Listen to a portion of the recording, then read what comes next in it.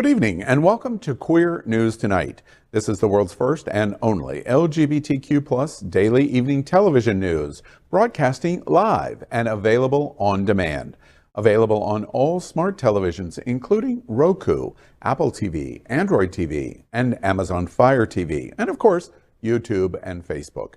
It's time to queer up the news. It's Monday, September 12th, 2022, and we are live and literally out of the closet and into the headlines. So many of your important stories we're going to tell this evening on Queer News Tonight. This is the world's first live daily LGBTQ evening news show, literally out of the closet and into the headlines on Queer News Tonight with Al Ferguson. I'm your anchor at Queer News Tonight, Al Ferguson, and this evening we bring you the news of and a perspective representing the LGBTQ plus community from South Florida, America, and across our planet.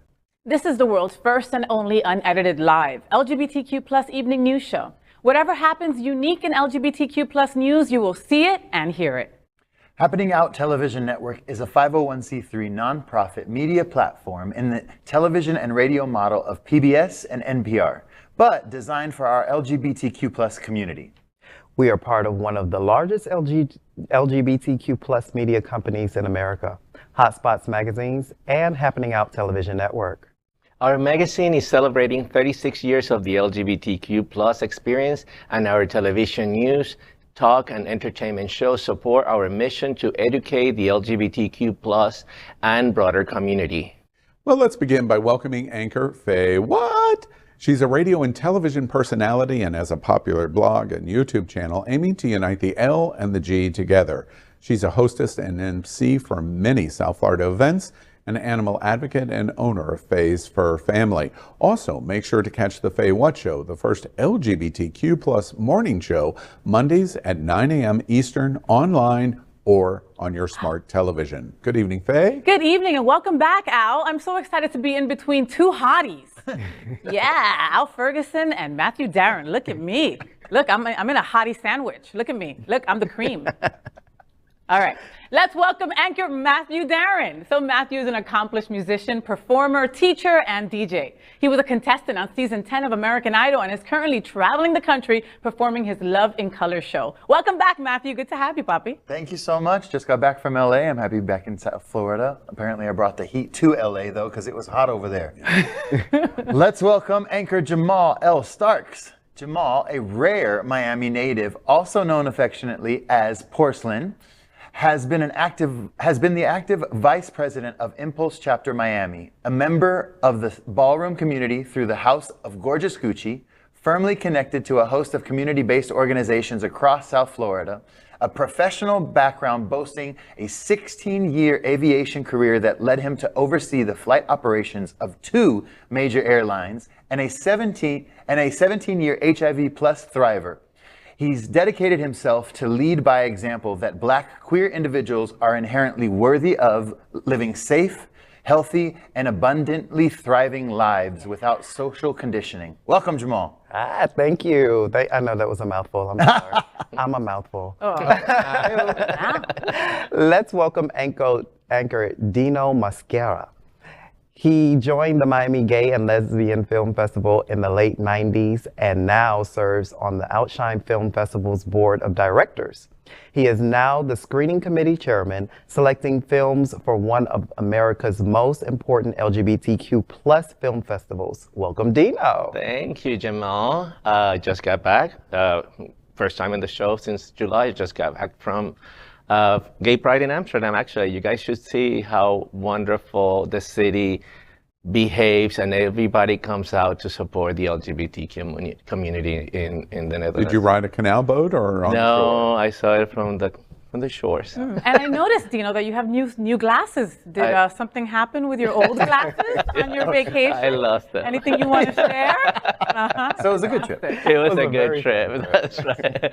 So we are the reporters for Queer News Tonight, and this evening we begin with the queer headlines. The LGBTQ plus community in South Florida and across America is diverse. Our community across the world is vast, and here are the bullet points of the queer news for today, Monday, September 12, 2022. Well, we begin by querying up South Florida and Florida. Miami-Dade County makes a shocking decision to make recognizing LGBTQ plus history illegal. And implementing this item will result in violations of, including but not limited to, the following Florida statutes. 1014.04, as it infringes on parental rights to direct the upbringing and moral or religious training of our minor children. And we did reach out to the governor's office and asked, and their response was observances do not violate the law. Curriculum components are entirely dependent upon their specific content and presentation. The Department of Education would review and determine if there's any divergence with the state standards. Now, this was a full meeting last night. They were at capacity. The Miami-Dade School Board on Wednesday night voted against a proposal asking for the recognition of October as LGBTQ plus History Month. In the previous year, the district had voted 7-1 in favor of a similar proposal, but believing it would violate the state's parental rights and education law, don't say gay, every board member except one voted against the proposal this year. This decision was made irrespective of the fact that the board's own attorney found the proposal built on solid legal ground. The law was signed by Governor Ron DeSantis in March and went into effect on July 1st. It bans the discussion of LGBTQ plus topics, mainly at the primary grade level. However, it also limits discussion if it is not age appropriate in all grade levels. Lucia Baez-Geller, the board member who introduced the proposal and voted in favor, called it a symbolic gesture that fell prey to ugly falsities and disinformation. Another part of the proposal would have permitted 12th grade social studies teachers to include important landmark civil rights like Obergefell versus Hodges and Bostock versus Clayton County in their curriculum. These cases granted the right of same-sex marriage and restricted employers from discriminating against workers on the basis of sexual orientation or gender identity, respectively. Well, it's very clear what a difference 12 months makes. The school board of Miami-Dade County, arguably with the exception of Broward, the second bluest county in the state of Florida, caves to the whims and the powers of the governor of the state of Florida. Remember, it was going to be K through 3? Yeah. This is a universal recognition to not accept LGBT recognition in the month of October. So this is that creep and sliding slope that we all talked about at Queer News Tonight for the better part of 4 months. And this is the proof of that, of a complete shift 12 months ago, 7-1 in favor of LGBT recognition as an event in Miami-Dade County schools in October, to 7-1 against. Why?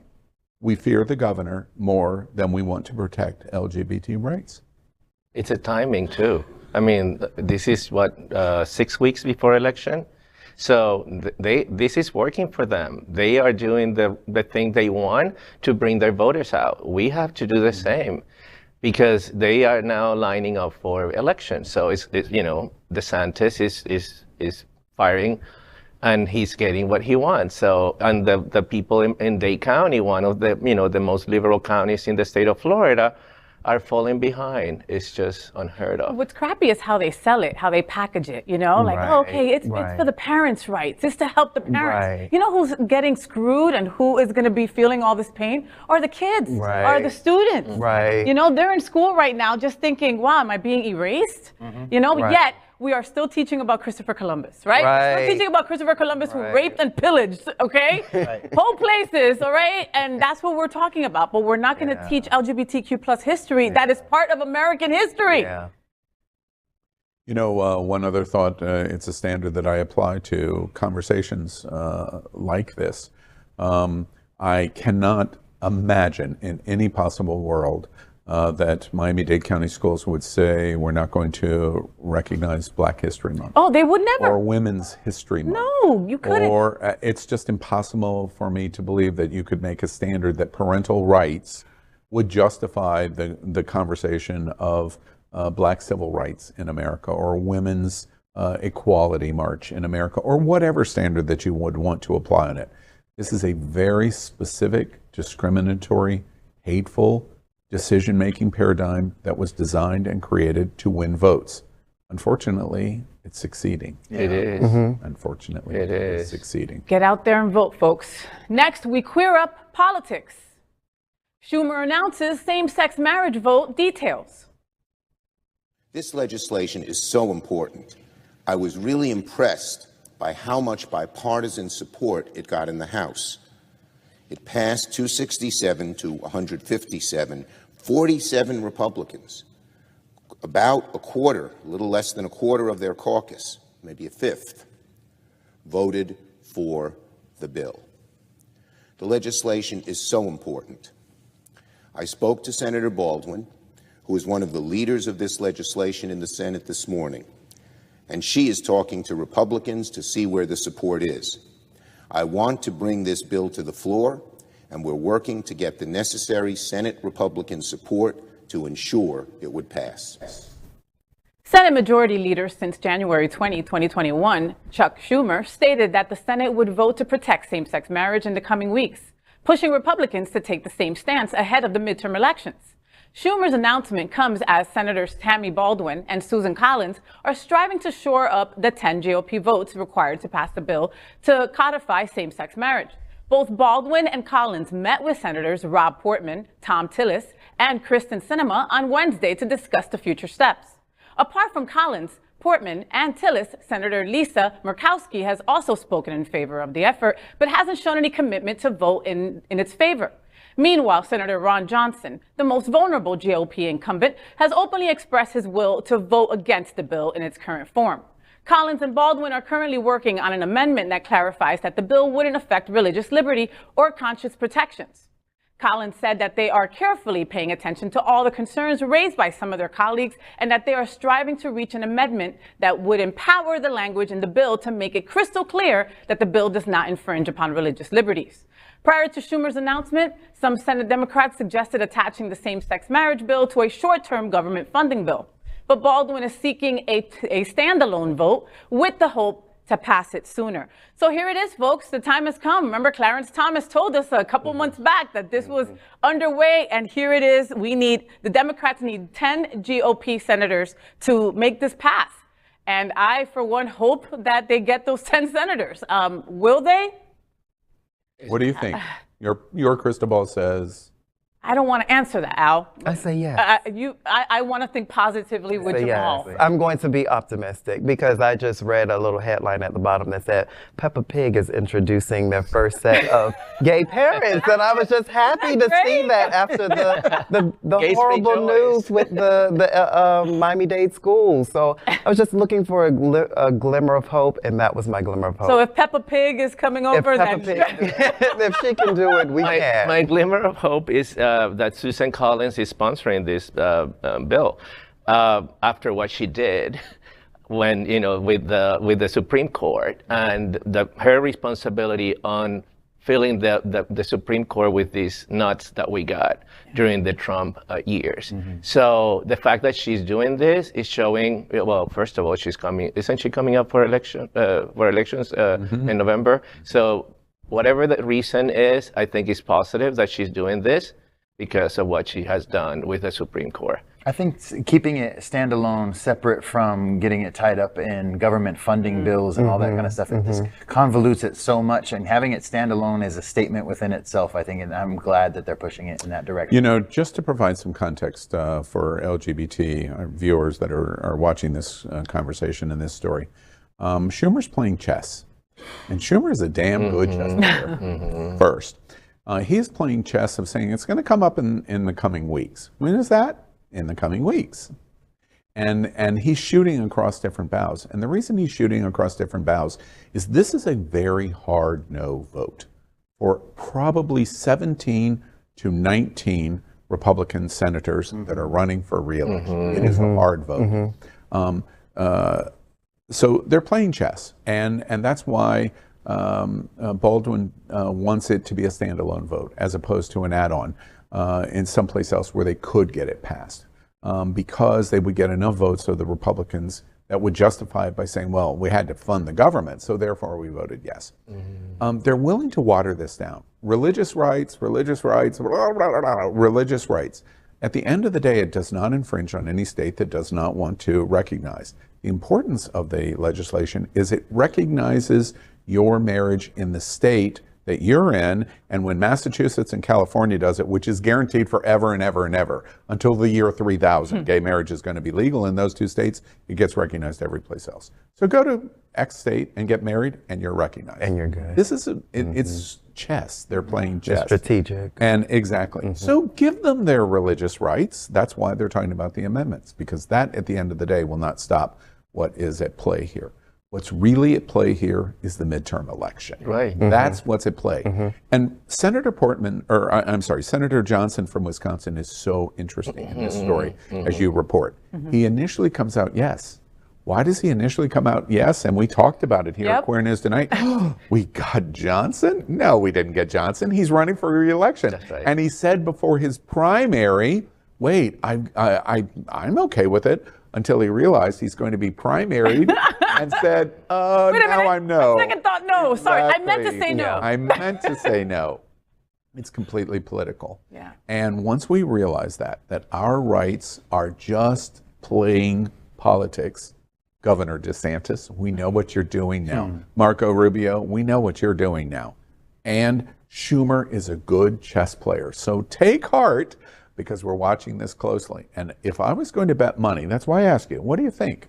If I was going to bet money, even if we lose, we're still going to win. Because the midterm election is really the critical piece. They'll be on the record.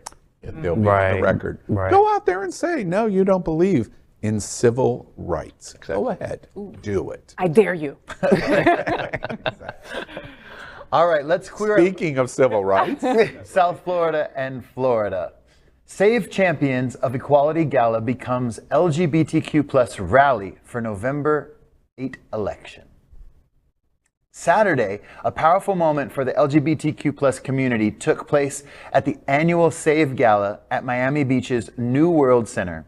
The sold-out and star-studded event included dozens of local, state, and national politicians, and a who's who of queer advocacy and LGBTQ plus supporters from South Florida. Hosted by SAVE Executive Director Orlando Gonzalez and Miami Beach Commissioner David Richardson, the first LGBTQ plus elected statewide official focused on the need of the gala.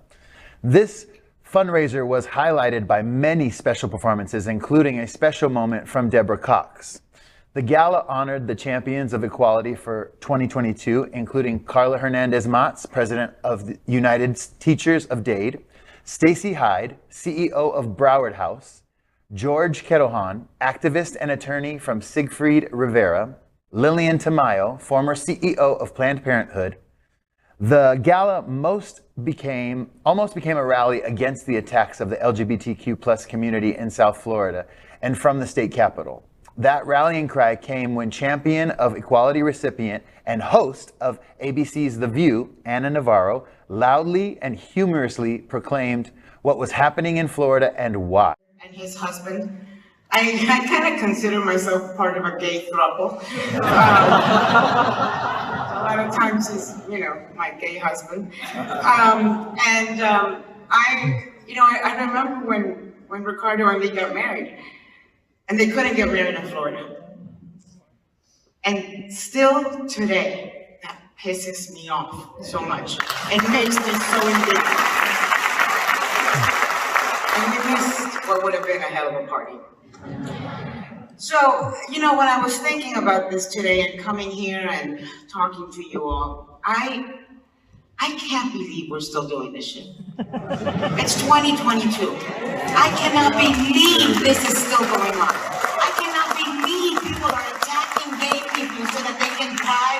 people voters to the polls out of fear. You know why they manufacture? Because these are manufactured issues. Gays are not groomers. Nobody wants to groom children in kindergarten. Do you know why these issues are manufactured? Because they have no real solution for the actual issue.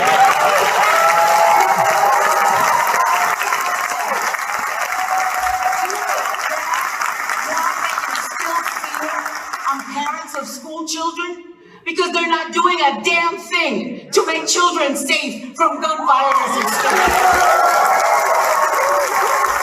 And my governor is attacking our house and drag queens because he's got no solution for the climate change problem that is threatening our entire state. And so let us see this for what it is. It is manufactured. It is fake.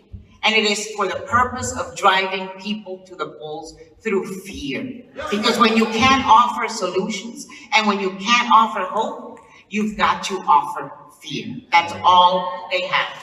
And I will never tire of calling out the hypocrisy of people who call themselves pro-family but are against gay families, or who call themselves pro-marriage. They're defending the institution of marriage. Really? You're gonna vote for Donald Trump? You're gonna vote in a cultish manner for a guy who cheated on his first wife with the second wife, cheated on the second wife with the third wife, and cheated on the third wife with a porn actress. And you're going to lecture me about the threat that gay marriage constitutes to the institution of marriage? I mean, seriously, this has got to be a sitcom that's happening somewhere. And don't tell me that you are for small government and government not being involved in people's lives, but you want government to tell people who they should love and to tell families what they should look like. So shame on them. And we can't get tired of calling out the hypocrisy. We can't get tired of speaking up to power. And it doesn't matter what it is.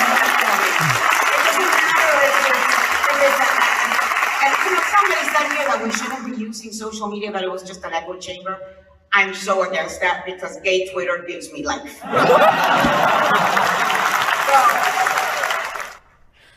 The Save Gala was featured this morning on ABC's The View, and anchor Whoopi Goldberg explained why the Save Champion of Equality Award is more important today than ever before. I got an award from Save LGBTQ, which is the gay advocacy group in Miami-Dade, and they gave me their Champions of Equality Award. Oh. I was incredibly honored and humbled. You know, I keep thinking about it and I say to myself, it's 2022. Should we still be giving awards to people that are allies? Yeah. Shouldn't it be the normal thing for people to do? Can we just go ahead and shame the bigots and the rest of us be normals? Yeah. You know? Yeah, we could, but we have to, but until that time, we have to still honor the advocates so they know we see them. Oh, Miss Navarro, I love you. You're just loud and proud of what you have to say and what you believe in, and thank you for being an ally to our community. And it really does come down to the hypocrisy of it all. Mm-hmm. Like, she notated it so beautifully in that speech. You say one thing and you act a different way. You act this way, but then you vote this way. Like, it's just rhetoric. It's constantly made up stories to kind of manipulate what they think is our simple minds. Mm-hmm. It's devastating that that's the kind of situation that we're in with our government and politics, but we are. So we need to be the voices and speak up about that and say, hey, this is not real. This is not authentic. This is hypocrisy. So I'm right there with you, Anna. We were there. We were there on Saturday, actually, Faye, Al, and myself. And she started saying that she was jet lagged. She seemed to me she was fully awake and ready to fire. Right? She was on fire. She was so good. And the night was amazing. The place was stunning. Congratulations to Orlando Gonzalez. Really, the event was so well done. And I love many of the honorees, particularly Lilian Tamayo. I found her to be very, very good at what she said. They were all good, and Georg Kettleholm too. I mean, they were all amazing, and a lot of money was raised. So I'm very glad, and I'm very glad that this is happening in Miami-Dade County. I'm so proud because, you know, people came out. Yes, and they supported it. It was sold out. It was sold out, and it was just so wonderful to see everybody back together. I think this was the first time since pandemic that they were back together. That's right. They were virtually for the last couple of years, right? But they pulled all the stops. It was just a beautiful evening. It was star-studded. Deborah Cox was incredible. I got to speak to Anna Navarro before we came in, and I said, you know, thank you so much for being an ally. And her first thing was, I'm just being me. And I go, okay, well, keep being you, and we need to clone you because we are our allies. You may think that it's just being yourself. We need you. We need more of you. We need more allies like you, you know? And she's like, I can only be me. This is who I've always been. I will continue to stand for you as long as I have air in my lungs. Her words. You know, of course, she was a highlight. Her speech was incredible. There were other highlights. I thought that they did a musical presentation of the sponsors, and they sang the sponsors' names. And I hadn't seen that trick before, and I thought that was really, it was a lot of fun. Broadway music. With a cutie. Was it Deborah Cox? With a cutie. No. Deborah Cox was also a great moment because it wasn't the, you know, the raucous stage performance that we all know and love of Deborah Cox. It was more subdued in her singing in a more subdued way. And what was really interesting is the big anthem song that she has from 1998. You could bid on having the song named for you. And somebody there bid quite a substantial amount of money to do that, which is great. And she recognized him that you've won the auction item, and he dedicated it to his husband, and then she invited them on stage, and she sang with them. So cute. The video of that, I think we're going to show later in the week, maybe on It's Happening Out, was Do you great. see how beautiful she looked? That woman doesn't age. Like, what the hell? I had to Google to see how old she was. I'm like, no. We were talking Googling, about. like, there's no way. She just looked flawless. Yeah. City Commissioner, Miami Beach City Commissioner Richardson, I thought was an amazing host. Just the tone, when pushing along, because you know events like this can run. But you know, one of the absolute highlight moments for me is one that will hopefully not be forgotten, and that was Orlando Gonzalez himself. In him talking about, you know, I'm going to get emotional, he says, and it's not because that he's emotional that he's gotten the gala to this point. We're returning back to some normalcy in our advocacy for community. But he is saying, I believe his words about getting emotional is about where we are. When you're the president of SAVE or Quality Florida or the task force, this has been a tough year for you. Yep. And Orlando, we get to watch that organically of going, you know, I'm emotional standing here. And the other highlight moment from Orlando's presentation is, please don't talk about voting. We already know that. Yeah. And basically he tells us loud and clear, we are talking, if you post in your social media and stop, all you are is an echo chamber. You're doing and accomplishing absolutely nothing. So the true. executive director of SAVE is saying and wagging a finger and a tongue that is so needed. To me, remind me, I'm wasting my time if I do that. Canvas, knock on doors. So true. Ask your friend and family to come and vote. That's what was so great about this. And all of the other things were drapery around that message. Fabulous drapery. Fabulous drapery. And of course, RuPaul had to have his hand in even this, okay? Because there was a message from Latrice Royale that played, and Latrice Royale's husband was one of the boys that was singing. Yes. Yeah, yes, that was who it was. I forgot his name and I wanted to give him with the justice. guitar? He was The one with the incredible. guitar? Yeah, No, the piano player. Yeah, that's Latrice Royale. Oh, okay. He's very good. He performs around town. Yeah. Say it for real, what you were thinking. He's hot. Yeah. He's a cutie. It was a great evening, and it really kicks off our whole season of, you know, in Charleston, they have their social season. In South Florida, LGBT, we have our social season It's too. gala season. It's right, exactly. That's right. Now let's queer up the courts. U.S. Supreme Court Sotomayor allows Yeshiva University LGBTQ plus student club. On Friday last week, U.S. Supreme Court Justice Sonia Sotomayor allowed Yeshiva University to refuse to recognize an LGBTQ plus club. The Yeshiva University is a private Jewish university in New York City that claims that the said club violates its religious values. It temporarily blocked a judge's ruling that states the university should accept the club. A Yeshiva University lawyer, Eric Baxter, said in a statement that the university is grateful to see Justice Sotomayor step in to protect Yeshiva's religious liberty in this case. Catherine Rosenfeld, a lawyer of the LGBTQ plus club, said it will wait for the final order from the court. She promised to remain committed to creating a safe space for LGBTQ plus students on the university campus. The YU Pride Alliance was formed unofficially in 2018, but Yeshiva believed that granting it official status would be inconsistent with the school's Torah values. In June, New York State Judge Lynn Kotler determined the school's primary purpose is educating and not religious worship. Kotler also rejected the university's argument that forcing it to recognize the club would violate its religious freedom granted by the U.S. Constitution's First Amendment. So what do you guys think about this? Well, having gone to a private Christian college, Wow. not being able to. Any PTSD? No, Were you not at all. out? No, I was not out. You were not out. I was not out. I mean, if I had come out, I think at that point in time, the bylaws of They the would have thrown you school, out. I would have been dismissed. Really? And that's like one of the things here they're talking about. You're talking about an association of people who have like-minded interests or dealing with similar things.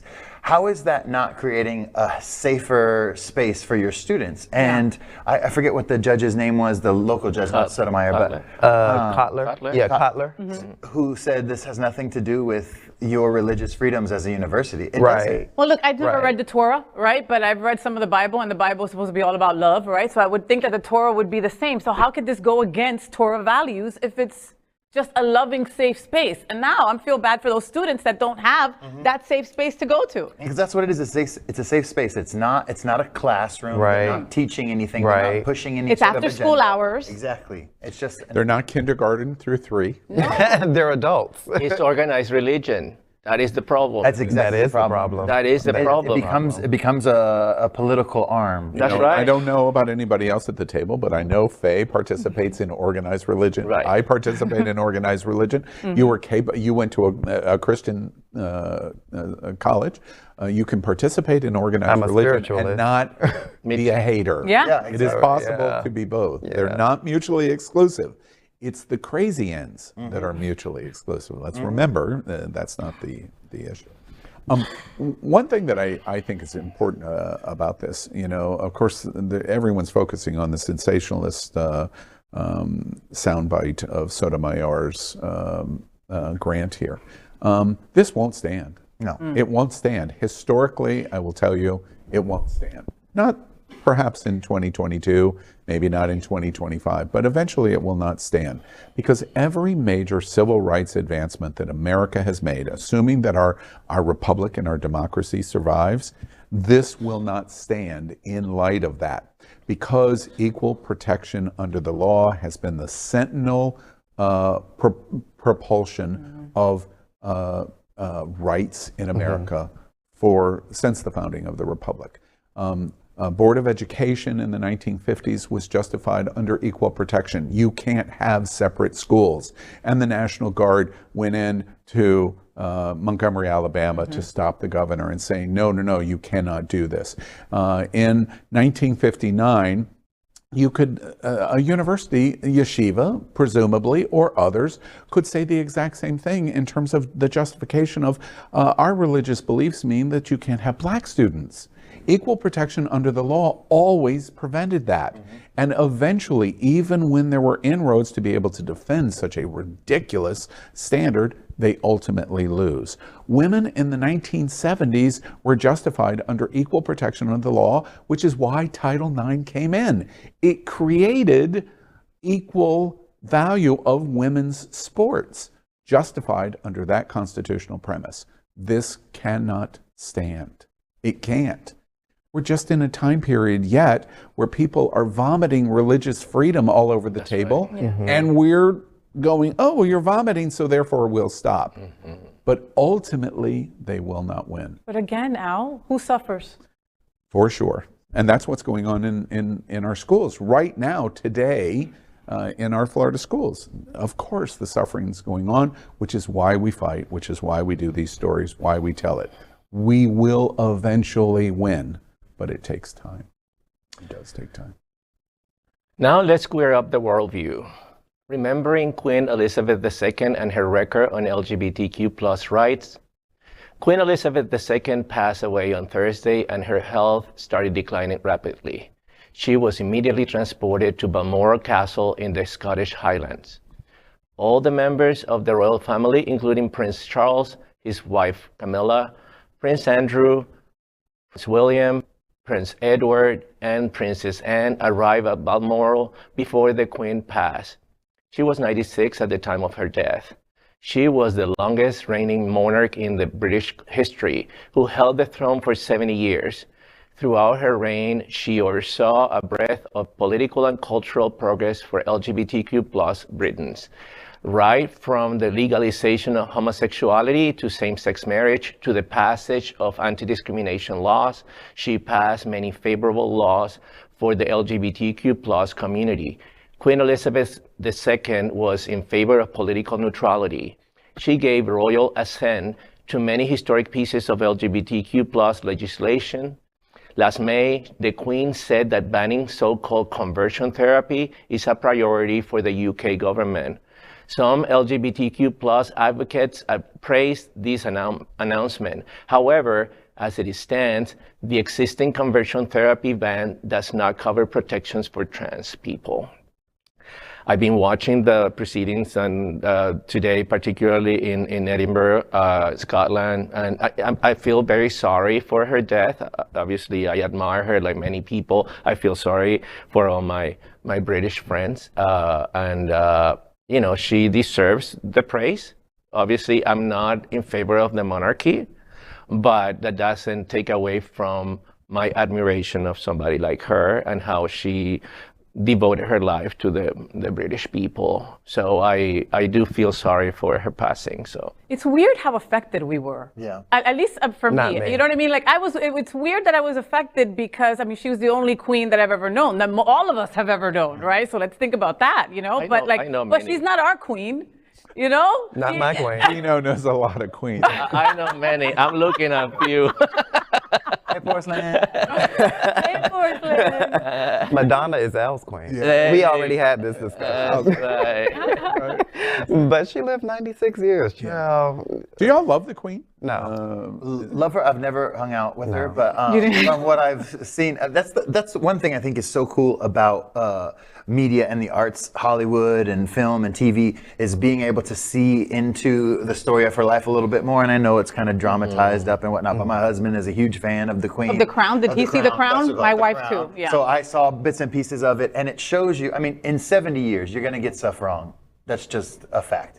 But in 70 years, I think she got a lot of stuff right too. And her advocacy on behalf of the LGBTQ community, and especially this conversion therapy issue, that was big. That was a huge issue over there. And it still is. And that, to your point before, that impacts children and youth and young people so much more than grown adults dealing with, like, trying to figure out how to find their place in life. Conversion therapy is detrimental so drastically on the mind, psyche, and heart of young people. And so I'm grateful to her for those things that I see that are good. Do you guys think that now, because of, I mean, everybody's, you know, feeling sorry for her passing and all that, with all reasons, I'm assuming, but now that King Charles is coming along, people are going to feel the same about the monarchy, or that because you're starting to see things, especially in the Caribbean and the effects of colonization and the black population in the Caribbean saying we don't want this anymore. And I could understand,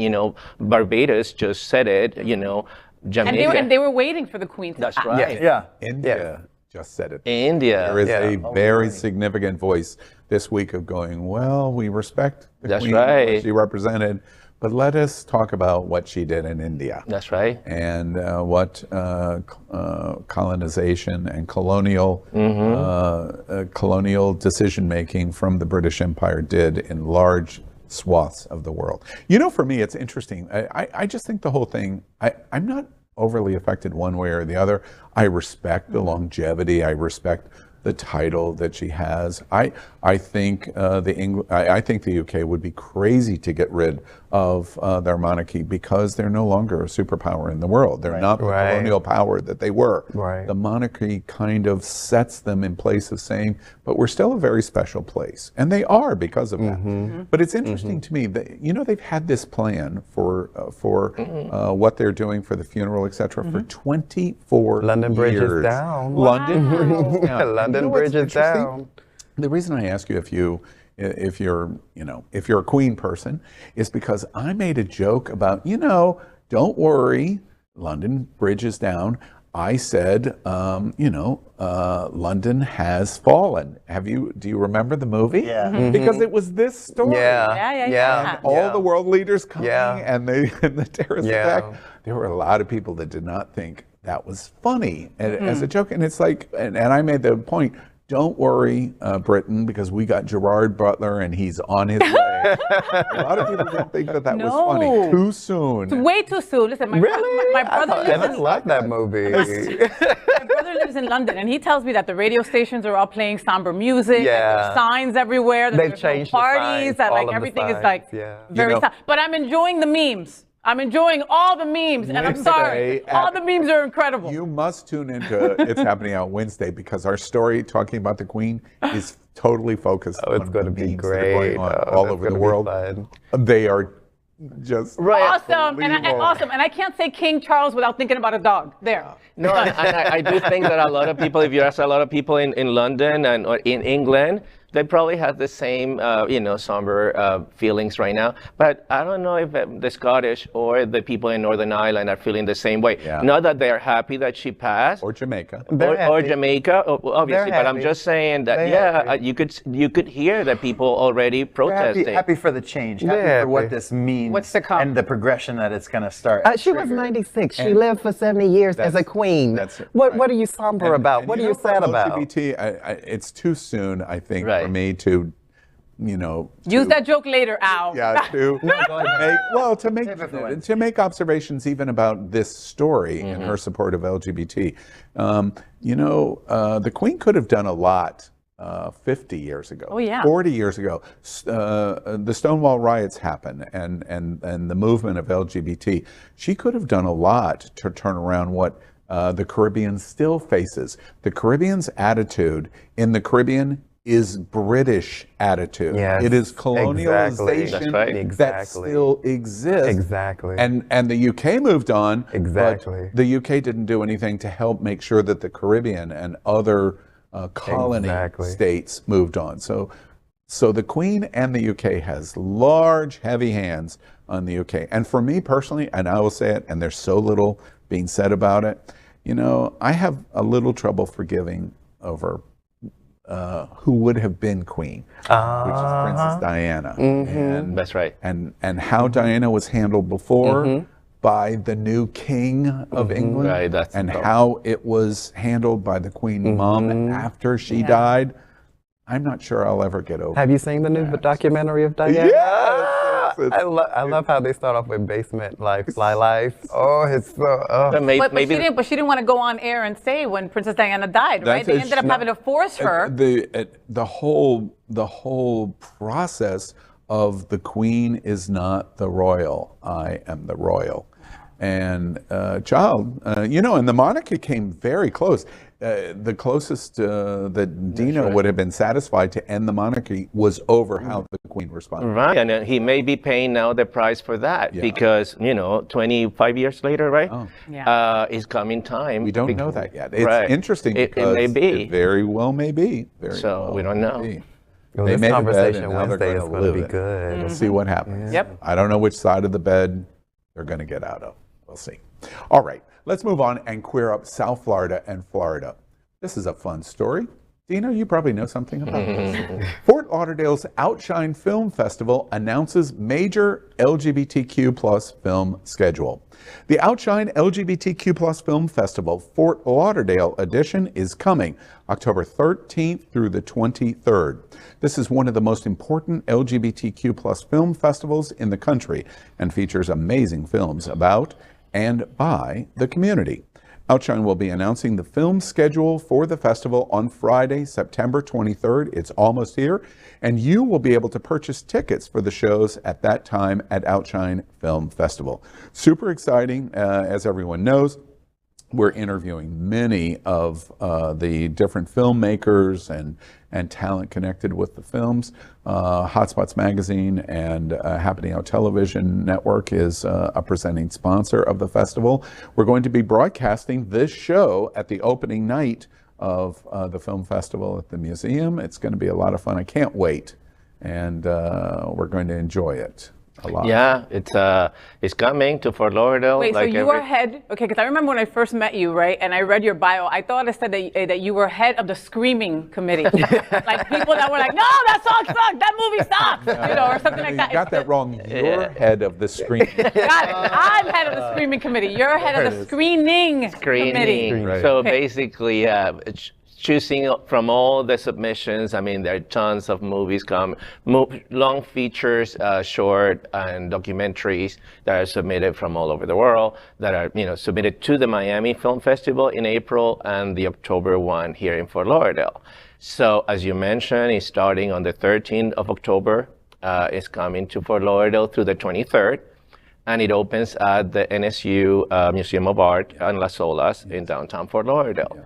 So with a great event, a party following after. Wait, it's a gay thing. There's going to be a party? It's going to be a party all week. No way! It's going to be a party all week. We have, the first weekend, Thursday through Sunday, and it's going to take place, the opening at the NSU Museum of Art, but everything else will go to the Savor and the Gateway. Yeah. So people will Savor in Gateway Center. Right, the Savor in downtown Fort Lauderdale and the Gateway on Sunrise Boulevard. Yeah. Right, which has been remodeled and it's going to open. We're going to have more theaters there, so a couple of theaters to show movies. People don't have to go back and forth between the two theater. There'll be a centerpiece on the following Thursday, and then we'll go the second weekend Thursday to Sunday, and the closing will be on Sunday. Great films. I can't talk about the films because the program has not been released, but well, you should ask me because I happen to have it. They would kill me. Yeah. No. Look, are there any duplicates? I have it. I want to know. One duplicate? Okay. So, but I got to tell them myself, okay, because I have to tell them myself. I was one of those people that thought that these film festivals were like bad and like the cinematography was going to be crappy and that they were all going to be in another language that I don't know and I hate to read all my movies. Right? I was so wrong, Dino. You guys are incredible at what you do. And I have seen some top-notch movies. Like movies that I'm like, why aren't they playing this in the regular movie theater because they're that good? It's funny that you say that. What was the film about the Soviet fighter pilot? Oh, that was a good Firebird. Firebird. That was a good one. I went to, that was the opening film last October, and I went to Firebird, and the stars had come from the UK, and also a Ukrainian star came. Mm-hmm. And I watched this film in their opening night event in the Discovery IMAX, and it was like, holy crap, about a Soviet fighter pilot and a secret affair he was having. And it was so good. I was shocked, honestly, right? How good it was. and I had never heard of it. And one of the things that you hear about LGBT festivals is, oh, I'll watch it wherever I want. No, you won't. You won't.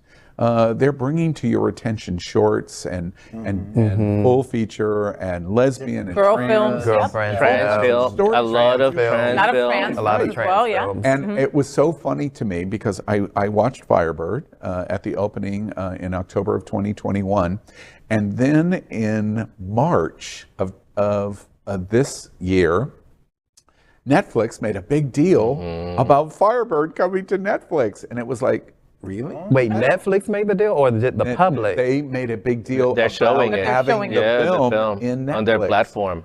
On the platform, Firebird came to Netflix. All right, 6 months after Outshine Film Festival. They have done wonderful. That movie has done wonderful. Yeah, and yes, it was a great film. But my point is, independent film festivals are really so valuable. Yeah. LGBT film festivals are so important in supporting the cultural heritage of our community. In your ballroom culture, from your musical experience, cultural embracement of our community is a centerpiece of our LGBT experience. Film is just one of the examples. One of the things that I'm always curious, there is 50, 60, 70 films going to be in this festival. How many films, like when you did the big Miami rotation in the spring, how many films do you have to look at before you decide? That's a good question. Somebody asked me that at the closing of the Miami one, and I think we go through, between all the features, long features, documentary, everything, like around 500 to 600. 500. So that they submit, so especially shorts, you can imagine how many shorts they sent. Wow. So yeah, and. Yeah, because we cover the whole year from Miami to Fort Lauderdale, right? So there are, depending on the time of the year and when they, we have right now the Toronto International Film Festival, the Venice Film Festival ended last week. Yes. So these movies are all coming. Brad Pitt's dress, we know. You did? And, great films are coming out now. And, world-class cities have great film festival. If we want to be one of them, and I think we are, we need to support our film festival, especially. Absolutely. There's no question about it. The film festival deserves our recognition and support simply because it exists. And it's a plus that the film festival is great. Yeah, I'm excited. And kudos to you and your crew. For real. We've got a local group. Chris Hamblin is actually involved, but Miss Bouvier, Eric Swanson, Dalton is putting together a big Easy Queens. Yeah. Be part of it. Oh, very excited. She contacted me about it. I'm so interested in learning more about the film festival world because that's what they were talking about with us, and so that's so cool. Thank you. So if you see their movie, will you just slip it in? Like, do you? Well, she actually contacted me. Hopefully, she will submit it to our festival. So, and do you watch the whole movie, or you just give it 10 minutes? Like when me and my Cuban are about to watch something new, we're like, okay, we give it 10 minutes, and then we turn it off if it's bad. If it's really bad, and there's some that are really bad, I know right away, and we have a committee of people, a big group. It's like Grindr, swipe. I'll give it a chance, but if it's not working, it's gone. But the good one, for the most part, I finish all the films. Yeah. So it takes a long time. I was telling Dino, I was talking to two representatives. We're getting ready to support another LGBT film festival for Hotspots and Happening Out, and Outshine is really a model in the United States of. Wait, they not only do the festival once, they do the festival twice. And they do the festival because they have to satisfy those people that live down on the south of the border. And then they do the big one here in Fort Miami, that city down there. And then Fort Lauderdale. And it's really genius for an LGBT film festival to do it twice in the year, both of your big markets. And you can do different kinds of things for different things and satisfy a wide variety of interests. And really, it was interesting because our conversation today, film festivals for LGBT are so critically important. And everybody looks at South Florida going, my gosh, you've got the Outshine Film Festival. Yep. Yeah. No, So, and we're coming to, you know, this is after COVID, so this is coming back to the theaters, you know, getting together with your friends at the movies. Miami and Fort Lauderdale, we are the capital of the Americas for, you know, many Latin films, so they want to show their films here, so come out and support us. Outshinefilm.com, by the way. Outshinefilm.com. You know, one last thought that is so interesting about what you just said. We came on the air, this show, Queer News Tonight, came out. Next week, you and I will be sitting side by side. We launched the 4th season of It's Happening Out, longest running LGBT talk show in the world, 4 years. January 6th, 7th, somewhere right in there, 2020, this show launched, Queer News Tonight. The first story we did was about this strange virus that was reported by World Health in Wuhan, China. Wow. That was our first story. Wow. And of course, within 3 months, the whole world collapsed. Right. We never missed a single broadcast of Queer News Tonight through the entire Even through pandemic. wow. We're very proud of that fact. Interesting in that Outshine went digital. We did. And we supported the best we could of saying, still pay attention and still pay attention. And to be honest with you, I really worried because I thought organizations or nonprofits like Outshine and others were going to lose them because you can't go through something what we watched that was so dire. Remember no traffic on Broward Boulevard? You can't go through something like that and it not have dire and dramatic effects. And I honestly, this is the first time I've ever said this out loud, I really worried that even as good and important as Outshine was, that we're going to lose this festival. It hasn't been easy. You were wrong, Al. But it hasn't been easy. For sure, it's been a fight every step of the way. But just like I told you before we went on the air, the buzz of this festival is so good, and Outshine survived. That's right. This year we celebrate in person, we survived. Yeah. And creativity in our community this is just one like what you do. It's just another area of our celebration of our community. Don't miss the Outshine Film Festival. You'll regret it if you do. Take that, Tribeca. Next, we are proud of our special partnership with Sunshine Cathedral, the world's largest queer church here in Fort Lauderdale. Supporting that partnership, we are broadcasting from our permanent set here at Sunshine Cathedral at the Happening Out television studios. We broadcast Sunshine Cathedral's Sunday International Service at 10:30 a.m. with more than 30,000 watching every week.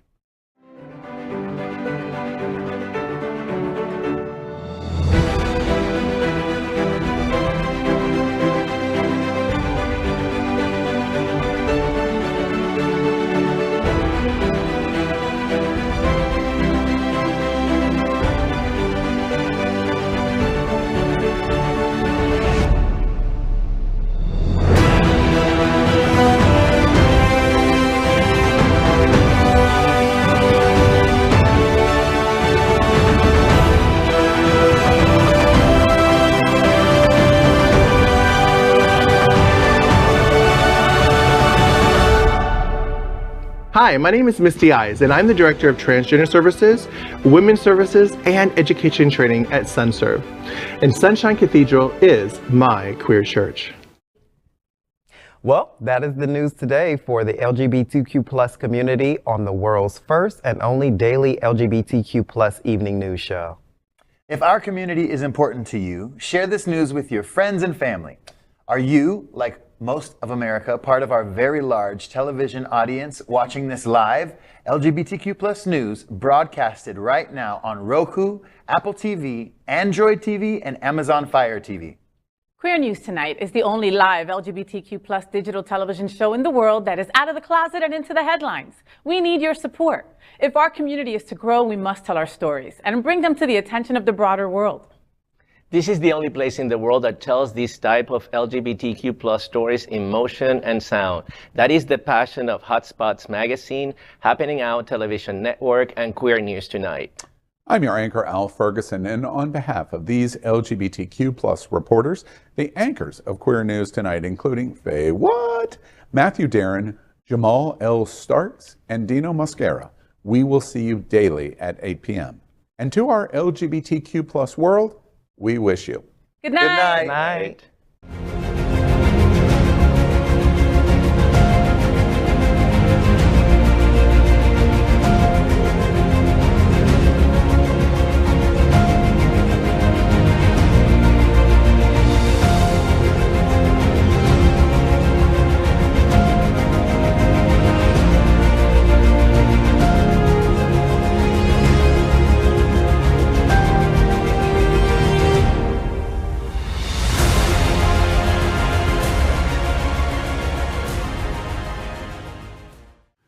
LGBTQ plus news is vital for our community and for the broader world as a whole.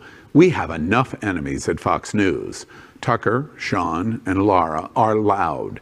We need passionate allies. Happening Out Television Network, Queer News Tonight, and It's Happening Out are literally out of the closet and into the headlines. Our community needs your support. Like this broadcast and subscribe now.